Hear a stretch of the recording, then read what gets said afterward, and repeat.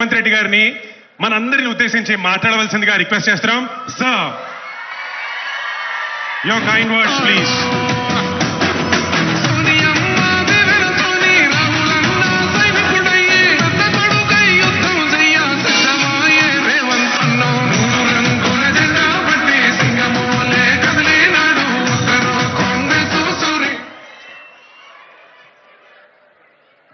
అంతర్జాతీయ మాదక ద్రవ్యాల నియంత్రణ దినోత్సవ కార్యక్రమానికి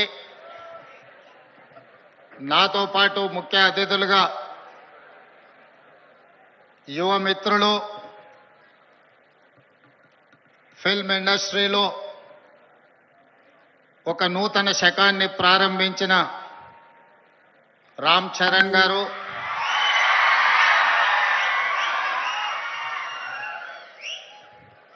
అదేవిధంగా ఏ బ్యాక్గ్రౌండ్ మూవీ ఇండస్ట్రీలో లేకపోయినా కష్టపడితే రాణించవచ్చు అని నిరూపించిన మరో యువమిత్రులు విజయ్ దేవరకొండ గారు,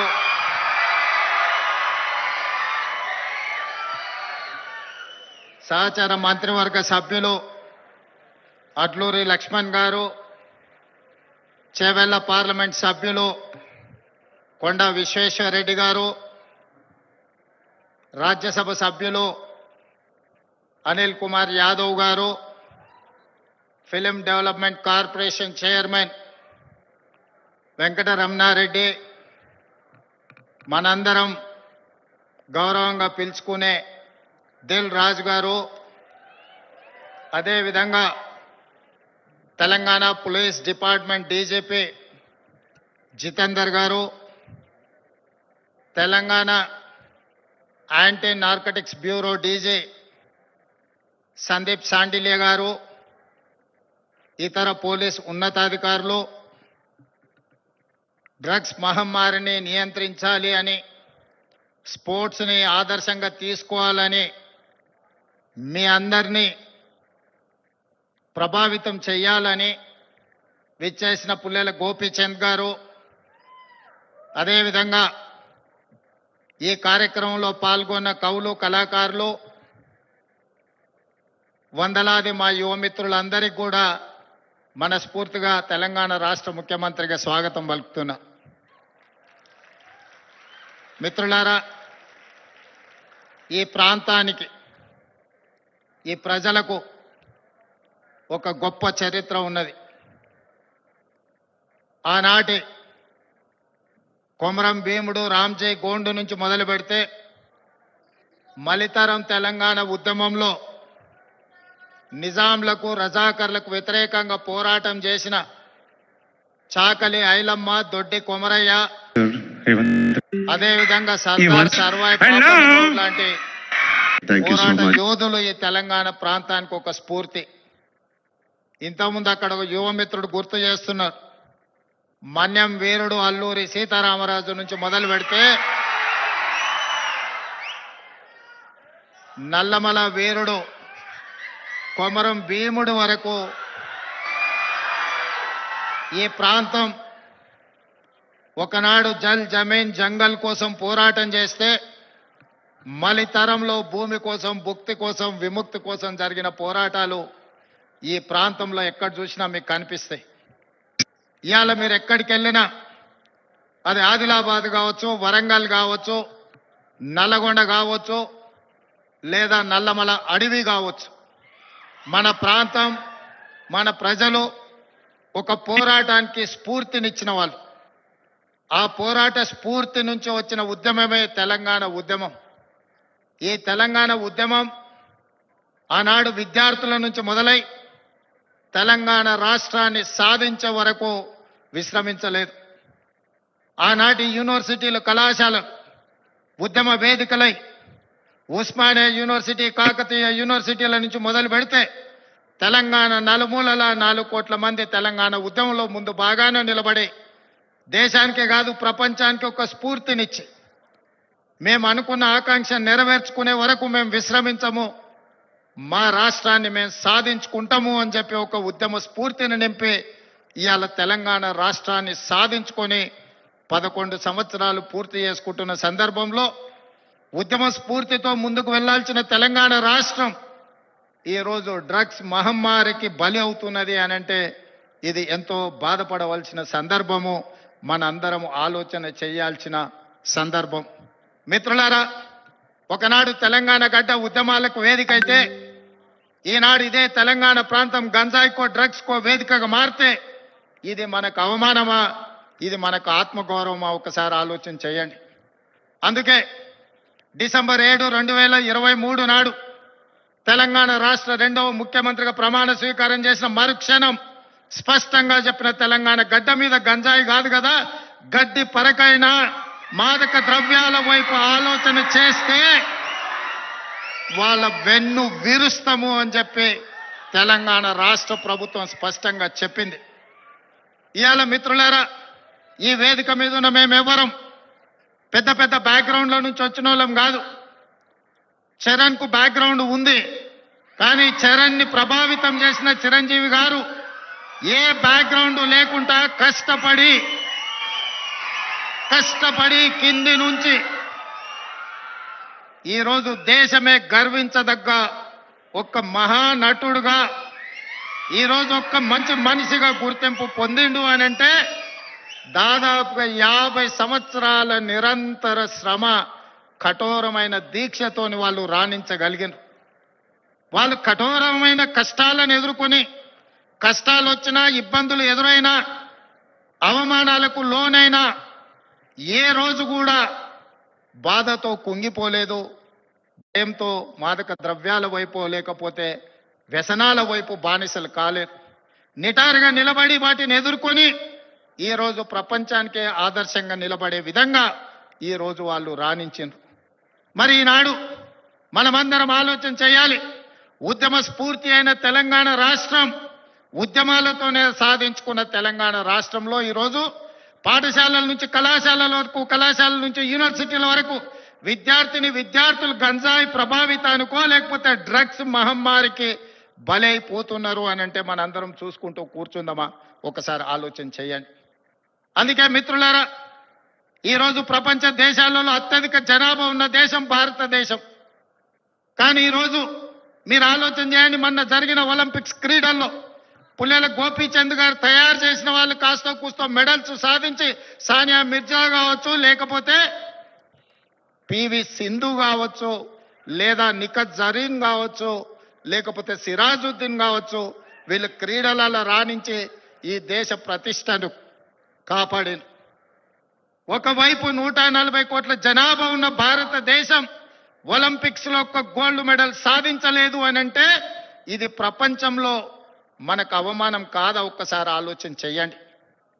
ఈరోజు ఈ దేశంలో ఉన్న జనాభాలో 15 సంవత్సరాలు పైబడి 40 సంవత్సరాల లోపల ఉన్న యువత 68%. 140 కోట్ల జనాభాలో 68% యువత ఉన్న దేశం ప్రపంచంలో ఏకైక దేశం భారతదేశం. ఈ భారతదేశం ఒలింపిక్స్ లో ఒక గోల్డ్ మెడల్ సాధించలేదు అని అంటే మనందరం ఆలోచన చేసి ఈరోజు ఒక నిర్ణయం తీసుకోవాలి. అందుకే మిత్రులారా, ఈరోజు మీ అందరినీ వేదిక మీద నుంచి ఈడికొచ్చిన వాళ్ళు 100 మందే ఉండొచ్చు, కానీ తెలంగాణ రాష్ట్రంలో ఉన్న లక్షలాది మంది విద్యార్థులను ఈ వేదిక మీద నుంచి నేను అడుగుతున్న మీ రేవంత్ అన్నగా, ఇది మన దేశానికి, మన రాష్ట్రానికి గౌరవాన్ని తెచ్చిపెట్టేదేనా? ఈ గంజాయికి బానిసలం అయితే ఈ రోజు ఈ దేశం మనుగడ సాధిస్తుందా? ఇంతకుముందు మిత్రులు చెప్పినట్టు మన దేశం యొక్క యువ సంపదను నిర్వీర్యం చేయాలి అంటే విజయ్ దేవరకొండ ఒక అంశాన్ని ప్రస్తావించండు.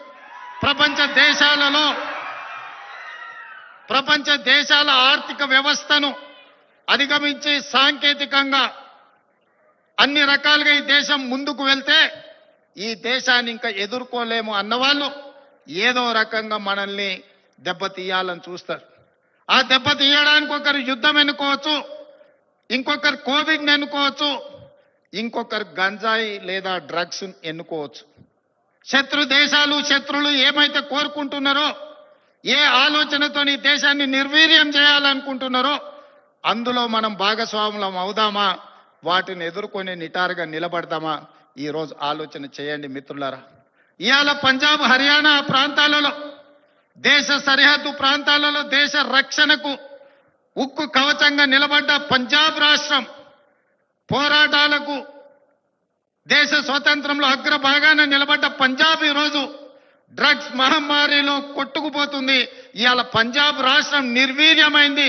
అక్కడి యువత బానిసలుగా మారి గంజాయికు డ్రగ్స్ కు లోనై ఈరోజు ఆ కుటుంబాలు ఈరోజు అంతులేని దుఃఖంలో మునిగి తేలుతున్నారంటే దీనికి కారణాన్ని మనం ఆలోచన చేయాల్సిన అవసరం ఉన్నది. ఇవాళ ఒకనాడు యుద్ధం అంటేనే పంజాబీ వీరులు యుద్ధంలో ముందు భాగాన నిలబడి దేశాన్ని గెలిపించిన వాళ్ళు. ఈ రోజు మరి అలాంటి వీరులున్న పంజాబ్ రాష్ట్రం నిర్వీర్యం అయిపోయి అక్కడ యువత గంజాయి డ్రగ్స్ కి బానిసలు అవుతున్నారు అని అంటే ఇది ఎంత వేగంగా మనల్ని కబలిస్తుందో ఒక్కసారి ఆలోచన చేయండి. అందుకే డిసెంబర్ 7, 2023 నాడు బాధ్యత చేపట్టిన తర్వాత ఉన్నతాధికారులను మా మంత్రివర్గ సహచరులను సమీక్షకు పిలిచి స్పష్టమైన ఆదేశాలు ఇచ్చిన. ఈ రాష్ట్ర సరిహద్దుల్లో ఎవరైనా కాలు పెట్టాలి అని అంటే 100 సార్లు ఆలోచన చెయ్యాలి. ఈ ప్రాంతంలో అడుగు పెడితే తిరిగి పోము. అది గంజాయి అయినా, అది డ్రగ్స్ అయినా, ఇంకే రకమైన మాదక ద్రవ్యాలు తెలంగాణ సరిహద్దులను దాటనివ్వద్దు. అవసరమైతే సరిహద్దులు దాటి వాళ్ళ వెన్ను విర్చాలి అని చెప్పి ఈరోజు నేను మా అధికారులకు ఆదేశాలు ఇచ్చిన. ఇవాళ ఈ అంతర్జాతీయ డ్రగ్స్ నియంత్రణ ఈ దినోత్సవం ఈరోజు ఈ కార్యక్రమంలో యువ మిత్రులు రామ్ చరణ్ కావచ్చు, విజయ్ దేవరకొండ కావచ్చు, వాళ్ళు ఎంత బిజీ స్కెడ్యూల్ ఉన్నా ఇవాళ మేమందరం కూడా ఇక్కడ ఎందుకు వచ్చినామంటే ఈ యువతకు ఒక స్ఫూర్తిని ఇవ్వాలి, ఈ యువతకు ఒక సందేశాన్ని ఇవ్వాలి, తెలంగాణ రాష్ట్రం దేశానికి ఆదర్శంగా నిలబడాలి అని. అదేవిధంగా మిత్రులారా, ఈరోజు తెలంగాణ రాష్ట్రం అంటే ఒక ఐటీ హబ్, ఈరోజు తెలంగాణ రాష్ట్రం అంటే ఒక ఫార్మా హబ్. ఈరోజు ఈ తెలంగాణ రాష్ట్రం మీరందరూ మనమందరం ఉండంగా ఇదొక గంజాయికో డ్రగ్స్కో హబ్గా మారితే మనందరము ఈరోజు విఫలమైనట్టే, తెలంగాణ రాష్ట్రానికి అన్యాయం చేసిన వాళ్ళం అవుతాం.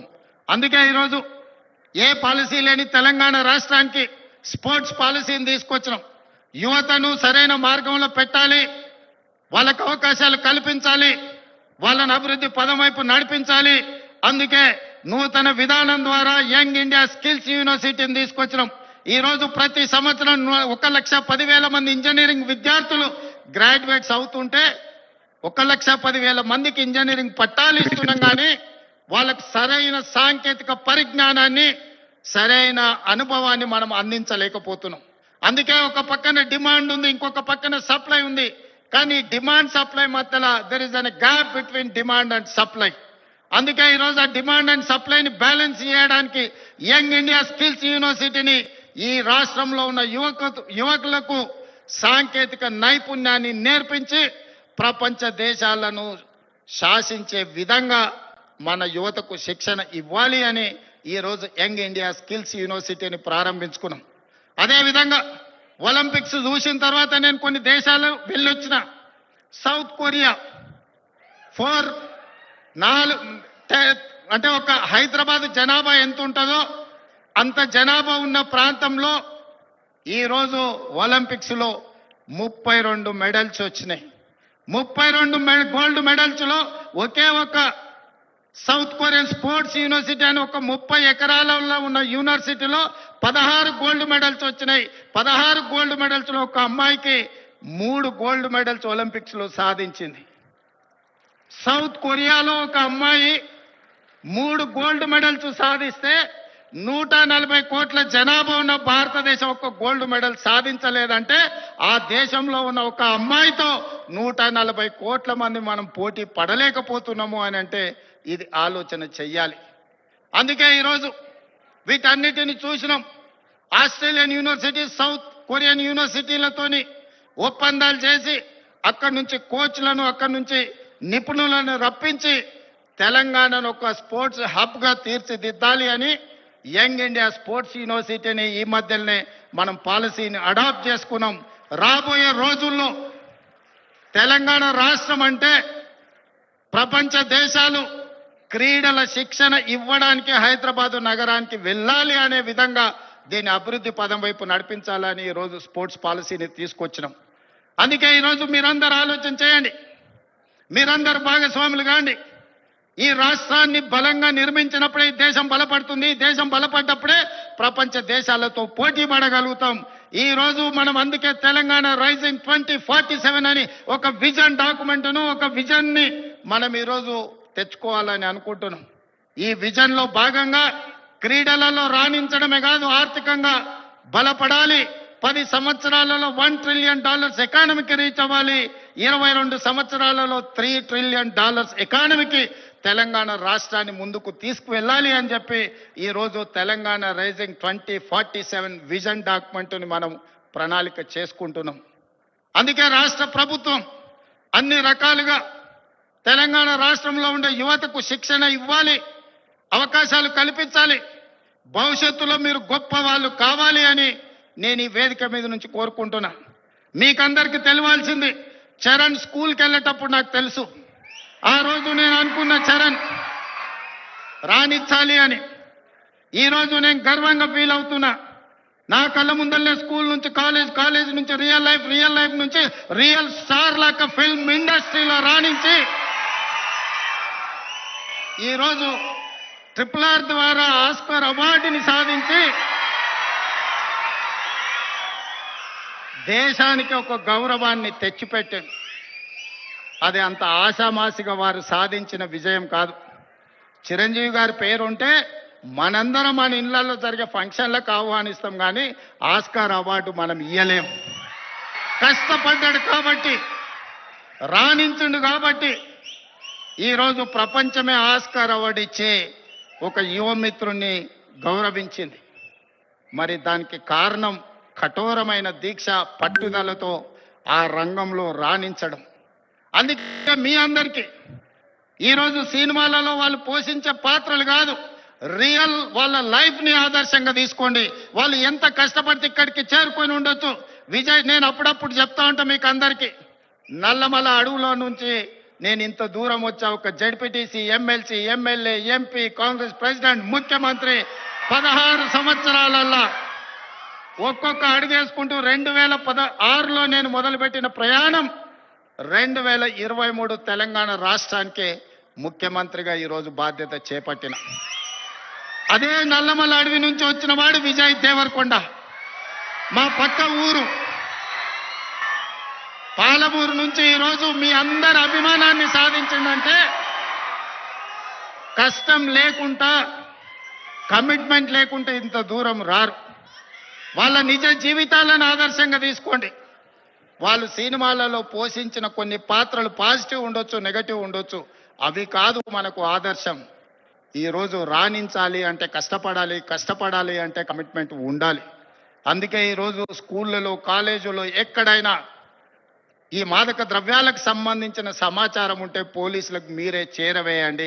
ఇంతకుముందే టోల్ ఫ్రీ నెంబర్ని మీకు అందరికీ డిస్ప్లే చేసిండ్రు. నో డ్రగ్స్ అనే దానికి మీరే వారధులుగా కాండి. ఇన్ఫర్మేషన్ వ్యవస్థనే పోలీస్ వ్యవస్థను బలోపేతం చేస్తుంది. ఈరోజు నియంత్రించాలి అంటే సమాచారం ఉండాలి. సమాచారం ఉండాలి అంటే ఆ సమాచారం కాలేజీలలో చదువుకుంటున్న విద్యార్థులు, పాఠశాలల్లో చదువుకుంటున్న విద్యార్థులు టోల్ ఫ్రీ నెంబర్కు మీరు సమాచారం అందించండి. తప్పకుండా వాటిని నియంత్రిస్తాం. ఈ వేదిక మీద నుంచి పాఠశాల, కళాశాలల యజమానులకు కూడా నేను సూచన చేస్తున్నా, రేపు మీ కళాశాలలో ఇట్లాంటి అసాంఘిక కార్యక్రమాలు జరిగితే దానికి మీరే బాధ్యత వహించాల్సి ఉంటుంది. ఎందుకంటే తల్లిదండ్రులు మీ మీద నమ్మకంతో, విశ్వాసంతో లక్షలాది రూపాయలు ఫీజులు చెల్లించి పిల్లల్ని మీ పాఠశాలలు, మీ కళాశాలలకు పంపిస్తే మీరు చదువు చెప్పడంతోనే మీ బాధ్యత అయిపోయింది అనుకుంటే కుదరదు. వాళ్ళు ఏ విధంగా వ్యవహరిస్తున్నారో, వాళ్ళు ఎలాంటి వ్యసనాలకు లోనవుతున్నారో పర్యవేక్షించాల్సిన బాధ్యత యాజమాన్యాల మీద ఉన్నది. రాబోయే రోజుల్లో మా డీజీపీ, నా యాంటీ నార్కటిక్స్ అధికారులకు నేను ఆదేశాలు ఇస్తున్నా.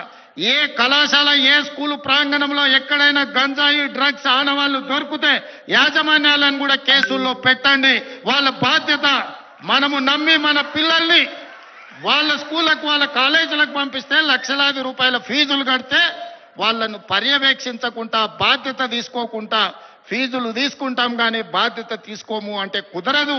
ఖచ్చితంగా ఆ స్కూలు కాలేజీ యాజమాన్యాలు కూడా బాధ్యత తీసుకోవాలి. మీరు ఎట్లయితే సైన్స్ మ్యాథమెటిక్స్ ఇంగ్లీష్ చెప్పడానికి టీచర్లను పెట్టుకుంటున్నారో, మీరు ఎట్లయితే స్పోర్ట్స్ కోసం మీరు టీచర్స్ని రిక్రూట్ చేస్తున్నారో, పిల్లల బిహేవియరల్ చేంజెస్ కూడా గమనించడానికి చైల్డ్ సైకాలజీ అవగాహన ఉన్న వాళ్ళని కూడా ప్రొఫెషనల్స్ని మీ కాలేజీల్లో స్కూళ్ళల్లో పెట్టుకోండి. పిల్లల ప్రవర్తనలో మార్పు గమనించాలి. ఎందుకంటే తల్లిదండ్రులు ఉద్యోగము లేకపోతే ఉపాధి పనుల్లో పడి వాళ్ళు సమయం పిల్లలతో కేటాయించలేకపోతున్నారు. అందుకే majority time kids are spending in their schools నుంచి రియల్ స్టార్లన్నీ వాళ్ళని గమనించాలి.